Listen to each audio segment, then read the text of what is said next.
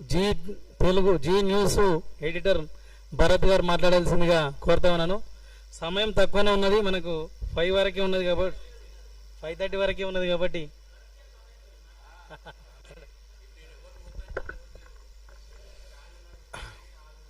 కప్పర్ ప్రసాద్ గారికి, బింగి స్వామి గారికి, సాయి కృష్ణ గారికి, శశిధర్ గారికి, మహేందర్ గారికి, మురళీ మనోహర్ గారికి, అదేవిధంగా కరుణాకర్ గారికి, లలిత్ కుమార్ గారికి, మిగతా హాజరైన వారందరికి కూడా వెల్కమ్. So 2-3 issues. అసలు ఈ ఇష్యూ ఎక్కడ స్టార్ట్ అయింది, ఎక్కడికి వెళ్ళింది, అసలు ఎక్కడి నుంచి స్టార్ట్ అయింది, ఎక్కడికి పోయింది ఆలోచించాలి. ప్రొఫెసర్ నాగేశ్వర్ గారు మాకు గురువులు ఉస్మానియా యూనివర్సిటీలో. సరే, నేను రైటిస్ట్, ఆయన లెఫ్టిస్ట్ కావచ్చు. సో ఓకే, ఆయన విశ్లేషణ చేస్తూ ఉంటారు. అటువంటి విశ్లేషణలు చాలా వస్తూ ఉంటాయి. ఇద్దరి మధ్య జరిగిన మీటింగ్స్ను ప్రొఫెసర్ నాగేశ్వర్ గారే కాదు, ఇంకా వేరే వాళ్ళు కూడా చాలా మంది లోపల ఏం జరిగిందో తెలిసినట్టు నేను కూడా బహుశా విశ్లేషణ చేస్తుంటా, వేరే వాళ్ళు కూడా చేస్తుంటారు. దానికి ఆయన విత్డ్రా చేసుకున్నారు, అయిపోయింది.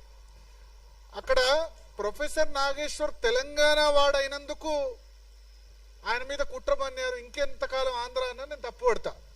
ఒకవేళ ప్రొఫెసర్ నాగేశ్వర్ గారిని జర్నలిస్ట్ పరంగా చేసి ఉంటే, అంటే ఆయన పోలీసులు అరెస్ట్ చేయడమో లేదా కేసులు పెట్టడమో, అంటే దానిలో పెద్ద కాన్స్పిరసీ థియరీ ఉందో లేకపోతే అదోన కాదు, ఇంకా దారుణమైన విశ్లేషణలు మనం చూసాం.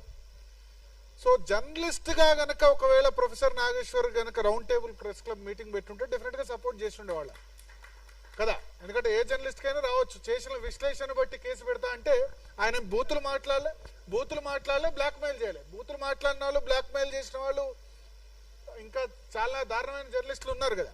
సో జర్నలిస్ట్ గా గనక ప్రొఫెసర్ నాగేశ్వర్ రౌండ్ టేబుల్ పెట్టుంటే మేమందరం కూడా సపోర్ట్ చేస్తుండేవాళ్ళం. తర్వాత సరే, పవన్ కళ్యాణే స్వయంగా క్లారిఫై చేశారు, కేసులు పెట్టట్లేదు, ఎస్ మేము హట్ అయినాం దానివల్ల అని చెప్పారు. ఆయన కూడా విత్డ్రా చేసుకున్నారు. కానీ దానికి తెలంగాణకు సంబంధం ఏంది?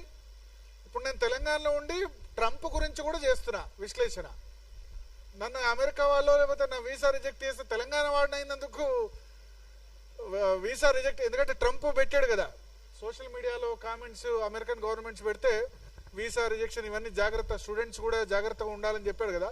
సో తెలంగాణ వాడినందుకు కాదు కదా, వ్యతిరేకంగా పోస్టులు పెట్టింది కదా. సో అక్కడ తెలంగాణ ఆంధ్ర కాకుండా జర్నలిస్ట్ ఇష్యూగా చూస్తుంటే అయిపోయి ఉండేది. ఆయన వెళ్ళి ఆంధ్ర రాజకీయాల మీద అనలైజ్ చేసినప్పుడు డెఫినెట్ గా మరి తెలంగాణ వాళ్ళు తెలంగాణ రాజకీయాలు అనలైజ్ చేయాలి, ఆంధ్ర రాజకీయాలు అనలైజ్ చేయకూడదు. సో ఎక్కడి నుంచి వచ్చింది, ఎక్కడి దాకా వచ్చింది, దాని నుంచి వచ్చి పవన్ కళ్యాణ్ తిట్టడం. పవన్ కళ్యాణ్ నేను అబ్జర్వ్ చేస్తున్నా, సనాతన ధర్మం అని మాట్లాడినప్పటి నుంచి టార్గెట్ చేస్తున్నారు లెఫ్ట్ ఎకో సిస్టమ్. అంతకుముందు లేదు, 2019లో ఆయన సిపిఐ సిపిఎంతో పొత్తు పెట్టుకున్నారు మరి కదా. చెగువేరే ఫొటోస్ పెట్టుకున్నారు, గద్దర్తో సన్నిహితంగా తిరిగారు.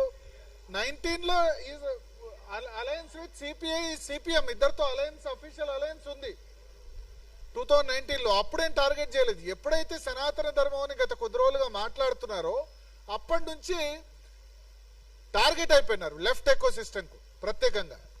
సో ఇక్కడ అది టార్గెట్ చేసింది ఎప్పుడు సమయం వస్తుందా అని వెయిట్ చేసి టార్గెట్ చేస్తున్నారు.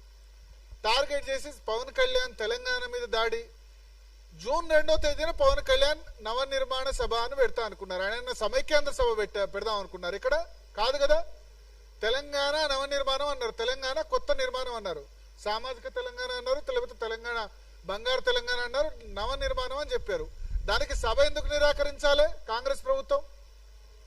ఎందుకంటే అప్పుడు రేవంత్ రెడ్డి అంతకుముందే ఎన్టీఆర్ విగ్రహం ఆవిష్కరించారు, దాన్ని డిఫెండ్ చేసుకున్నారు. ఎన్టీఆర్, ఇందిరమ్మ, అంబేద్కర్ ముగ్గురు గొప్పవాళ్ళు అన్నారు.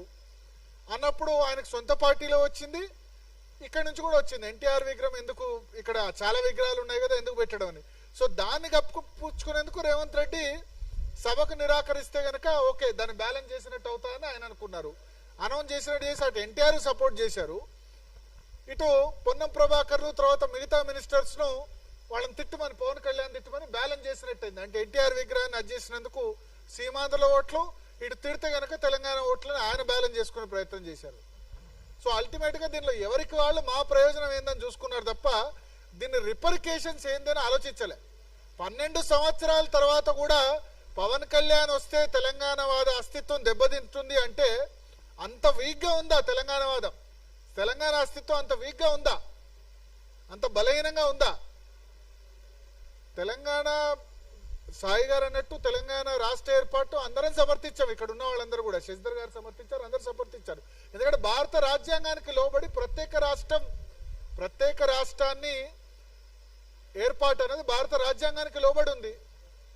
సో రాజ్యాంగం లోబడి ఉంది కాబట్టి ఆర్ఎస్ఎస్ సపోర్ట్ చేసింది, ఏబీపీ సపోర్ట్ చేసింది. Even though RS Jayashankar sir అన్నారు ఆర్ఎస్ నుంచి ఆర్ఎస్ఎస్ వరకు అందరు సపోర్ట్ చేశారని చెప్పారు.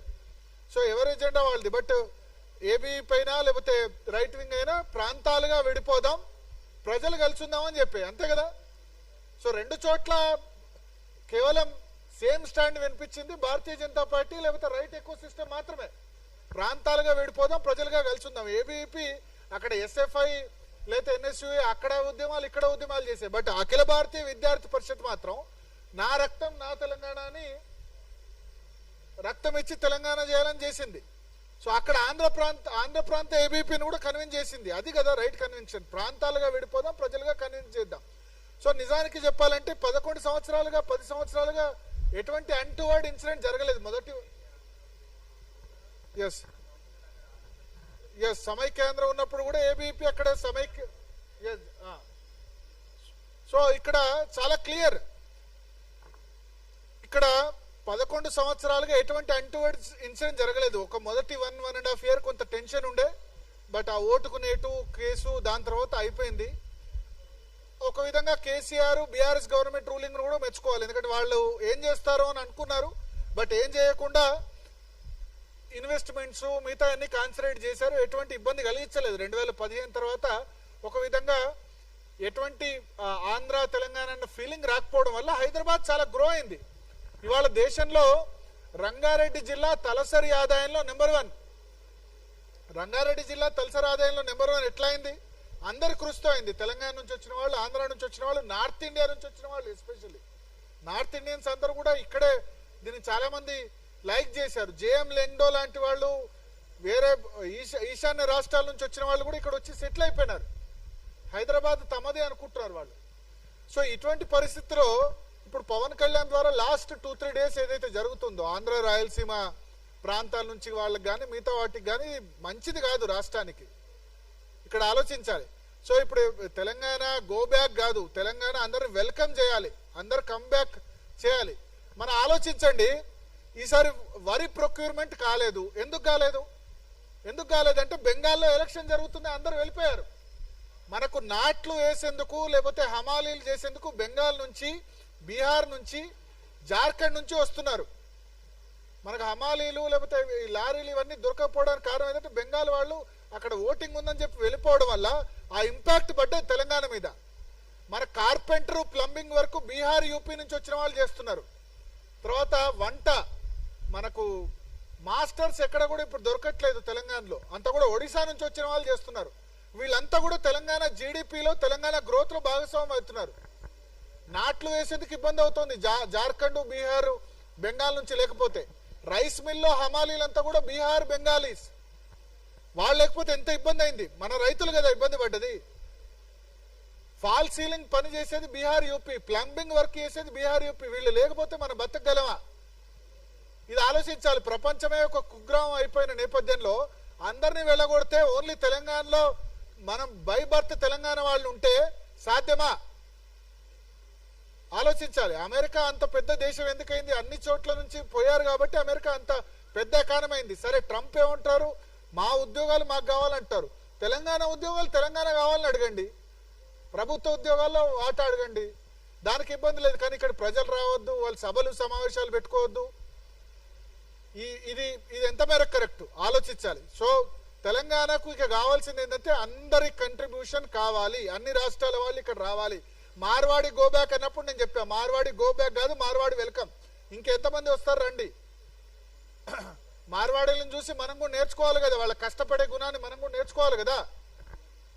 సో అప్పుడు మార్వాడి గో బ్యాక్ అప్పుడు నాకు గుర్తుంది, దేవిక్ గారు పాదయాత్ర కూడా చేశారు సర్దార్ పటేల్ విగ్రహం నుంచి. అప్పుడు కూడా మనం అందరం సపోర్ట్ చేశాం. సో ఇటువంటి మార్వాడి గో బ్యాక్ వచ్చిన మిగతా వచ్చిన పవన్ కళ్యాణ్ మొన్న ఏదైతే మాట్లాడారో నేషనలిజం, జాతీయవాదం హైదరాబాద్ లో వినిపించడం చాలా నాకు సంతోషమైంది. అయితే 1-2 వర్డ్స్ ఏంటంటే మీ అయ్యే జాగీరా అట్లా అనేది లేకుండే, ప్లస్ పాకిస్తానా కంపేర్ చేయాల్సిన అవసరం లేదు. పాకిస్తానా అని మనం అనొద్దు, పాకిస్తానా పాలస్తీనా అని అనొద్దు, ఆ మాటలు అనేది లేకుండా. బట్ ఆవేశంలో అన్నారు, మొత్తం 100% ఆయన కరెక్ట్ మాట్లాడతారని మనం ఎక్స్పెక్ట్ చేయలేం. బట్ ఒకటి మాత్రం, పవన్ కళ్యాణ్ జాతీయవాదం గురించి మాట్లాడుతుంటే భారతీయ జనతా పార్టీ నేతలు ఎక్కడ పడుకున్నారో నాకు అర్థమైతలేదు.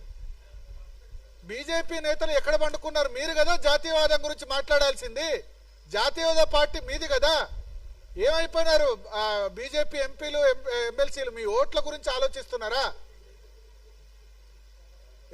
ఎక్కడ పోయినారు? ఎక్కడ పడుకున్నారు? అందరూ నిద్రపోతున్నారా? మీ అమిత్ షా గురించి కదా ఇదంతా వచ్చింది, మీ పార్టీ నేత గురించి వచ్చింది కదా, కేంద్ర హోంమంత్రి అమిత్ షా గురించి కదా ఇష్యూ అయింది. కేంద్ర హోంమంత్రి అమిత్ షా పవన్ కళ్యాణ్ మీటింగ్ గురించి అయితే ఒక్క ఆంధ్ర బీజేపీ లీడర్ మాట్లాడలే, ఒక్క తెలంగాణ బీజేపీ నేత మాట్లాడలే.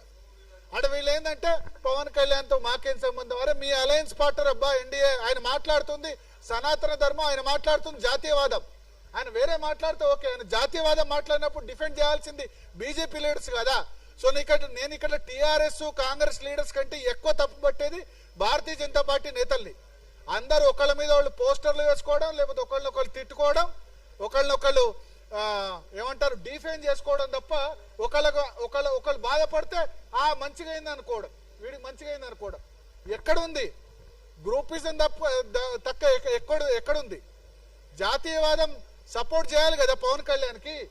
ఆయన అన్నారు కూడా, నోరు విప్పి అన్నారు, నా ఆంధ్ర బీజేపీ నేతలు ఒక్కళ్ళు మాట్లాడకపోవడం ఆశ్చర్యం కలిగించిందని చెప్పి. తర్వాత ప్రెస్ మీట్ లోకి వచ్చినప్పుడు కూడా మరి తెలంగాణ బీజేపీ నేతలు ఎందరూ మాట్లాడేది ఖండించేందుకు 2 రోజులు పట్టింది. ఒక రఘునందన్ రావు ఆ రోజు మాట్లాడినట్టున్నారు, రామచంద్రరావు గారు నిన్న ఖండించారు. సో ఎక్కడ పడుకున్నారు బీజేపీ నేతలు? ఎందుకంటే మనమే క్వశ్చన్ చేయాలి, జాతీయవాదులు మనమే క్వశ్చన్ చేయాలి. బీజేపీ నేతలు తప్పు చేసినా మనం క్వశ్చన్ చేయాలి. ఇక్కడ నాకు టీఆర్ఎస్ రోల్ ఓకే, వాళ్ళకటు సీమాంధ్ర ఓట్లు కావాలి, ఎందుకంటే 43% వచ్చింది, తెలంగాణ వాద ఓట్లు కావాలి, రేవంత్ రెడ్డికి అది కావాలి. మరి భారతీయ జనతా పార్టీ నేతలు ఇంత పెద్ద ఇష్యూ అయితే జాతీయవాదం గురించి ప్రాపగేట్ చేయాల్సింది వాళ్ళు కదా. సభలు సమావేశాలు పెట్టుకునే హక్కు ఉందని చెప్పాల్సింది భారతీయ జనతా పార్టీ నేతలు కదా. సో ఇక్కడ కరెక్ట్ గా రియాక్ట్ కాలేదనిపించింది. నెక్స్ట్ టైం అయినా ఆ పార్టీ నేతలు అయితే ఆలోచించాలి డెఫినెట్ గా. ఎందుకంటే జాతీయవాదాన్ని ప్రాపగేట్ చేయాల్సింది, ప్రతి చోట ఎవరు సభలు సమావేశాలు పెట్టుకునే హక్కు ఉందని చెప్పాల్సింది భారతీయ జనతా పార్టీ నేతలు. వాళ్ళకి సరిగ్గా వ్యూహాత్మక మౌనమో మరి ఏందో, వాళ్ళకి ఏం ఓట్లు పోతాయో, లేకపోతే అలయన్సో, మరి ఇంకా ఎవరి కన్వీనియన్సో ఏందో తెలియదు. ఎవరంటే ఏమవుతారో, లేదా కమ్యూనిస్టులతో భయపడితే ఎట్లా? కమ్యూనిస్టులు ఏమన్నా అనుకుంటారని భయపడితే ఎట్లా? పవన్ కళ్యాణ్ మీరు కలిసే పోటీ చేశారు అసెంబ్లీ ఎన్నికలు, మున్సిపల్ ఎలక్షన్స్ కలిసి పోటీ చేయలేదు కావచ్చు. మున్సిపల్ ఎన్నికల్లో ఆయన ప్రచారాన్ని కూడా పిలిచారు, చివరి రోజు వద్దన్నారు. ఆయన సనాతన ధర్మం గురించి మాట్లాడుతున్నాడు, ప్లస్ భారతీయత గురించి మాట్లాడుతున్నాడు, ప్లస్ నేషనలిజం గురించి మాట్లాడుతున్నాడు.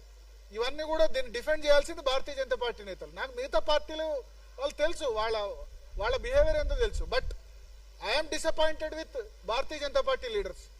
సో ఎప్పుడు మనం జాతీయవాదులైనంత మాత్రాన ప్రతి దానిలో భారతీయ జనతా పార్టీ నేతలు డిఫెండ్ చేయాల్సిన అవసరం లేదు. వాళ్ళు తప్పు చేస్తే చెప్పాల్సింది మనమే, మనం చెప్పాలి, చెప్తేనే కరెక్ట్ చేసుకుంటారు. మనం క్వశ్చన్ చేయకపోతే నెక్స్ట్ టైం కూడా ఇదే విధంగా చేస్తారు. మార్వాడి గోబ్యాక్ అప్పుడు కూడా మాట్లాడలేదు, ఎందుకంటే మాట్లాడితే మాకు లోకల్ వ్యాపారుల నుంచి పోతాయటారు. లోకల్ వ్యాపారులు కన్విన్స్ చేయాల్సింది మీరు. ఇవాళ గ్లోబలైజేషన్ అవుతున్న నేపథ్యంలో, ఎక్కడెక్కడి నుంచో వస్తున్న నేపథ్యంలో, ప్రపంచమే ఒక కుగ్రామం అయిపోయిన నేపథ్యంలో ప్రజలకు వివరించి చెప్పాల్సిన బాధ్యత నేతలది కదా. సో ఇది ఆలోచించాలి. అండ్ నెక్స్ట్ టైం ఎట్టి పరిస్థితిలో తెలంగాణ 12 సంవత్సరాలు అయిన తర్వాత తెలంగాణ, నేను కూడా ఉస్మాన్ యూనివర్సిటీలో చదువుకున్న, కరీంనగర్ బిడ్డని, ఉమ్మడి కరీంనగర్ బిడ్డని, జగిత్యాలలో ఉన్నవాడిని, తెలంగాణ రాష్ట్ర ఆకాంక్ష గురించి ఫైట్ చేసిన వాడిని. తెలంగాణ ఉద్యమ సమయంలో అందరూ టీవీలో కూడా చూసే ఉంటారు. సో ఎవరో వస్తే ఇక్కడ తెలంగాణ అస్తిత్వం దెబ్బతినంత వీక్ గా అయితే తెలంగాణ అస్తిత్వం లేదు. డెఫినెట్ గా తెలంగాణ అస్తిత్వం దెబ్బతింటే మేమే ముందుండి ఫైట్ చేస్తాం. తెలంగాణ భూమిపుత్రులకే కేటీఆర్ ఒక మాట అన్నారు, భూమిపుత్రులకు అధికారం రావాలి, భూమిపుత్రులకు ఉద్యోగాలు దక్కాలి. ఆ విషయంలో, ఎందుకంటే నీళ్లు నిధులు నియామకాల విషయంలో వచ్చింది. సో వాటర్లో అన్యాయం జరిగింది, ఆ మాట వాస్తవమే. కృష్ణా గోదావరి నీళ్ళలో అన్యాయం జరిగింది వాస్తవం. దా విషయంలో ఉంటే రౌండ్ టేబుల్ ముందుండి పోరాడదాం. బట్ ఇక్కడ సభలు సమావేశాలు పెట్టొద్దు, ఆంధ్ర రాయలసీమ వాళ్ళు రావద్దు, మార్వాడి గోబ్యాక్ అంటే మాత్రం డెఫినెట్ గా జాతీయవాదులందరూ కూడా ఎవరు కూడా ఊరుకునే ప్రసక్తి లేదు. Thank you.